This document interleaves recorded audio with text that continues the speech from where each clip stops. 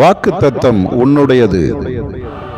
இவ்வுலகத்தில் எல்லா சூழ்நிலைக்கும் ஆலோசனை தேடும் மக்கள் இருக்கிறார்கள். ஆலோசனை தருவதையே ஒரு பணம் கொழிக்கும் தொழிலாக மாற்றிவிட்டார்கள். கோபம் இல்லாமல் வாழ்வது எப்படி? செல்வ செழிப்போடு வாழ்வது எப்படி? நன்றாக படிப்பது எப்படி? நன்றாக தூங்குவது எப்படி?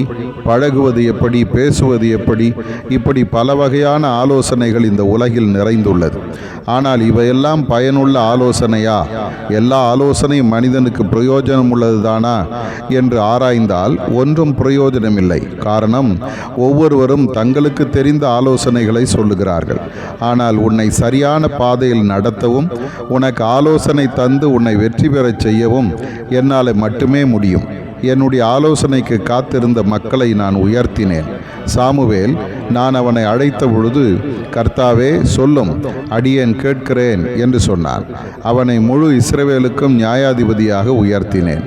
இன்று உன்னையும் நான் சரியான பாதையில் நடத்த விரும்புகிறேன். என் ஆலோசனைகளை பெற்று நீ நடப்பாயானால் உனக்கு ஒரு சேதமும் வராது. எங்கேயும் நீ தோற்று போக மாட்டாய். காரணம், என் ஆலோசனை நித்திய காலமாக நிற்கும். இன்று உன் எல்லா சூழ்நிலையும் என்னிடம் ஒப்புவித்து எனக்கு காத்திரு. நான் உன்னை சிறப்பான பாதையில் நடத்துவேன். நீ மேன்மை பெறுவாய். ஆதார வசனம், நான் உனக்கு போதித்து நீ நடக்க வேண்டிய வழியை உனக்கு காட்டுவேன். உன்மேல் என் கண்ணை வைத்து உனக்கு ஆலோசனை சொல்லுவேன். சங்கீதம் 32:8.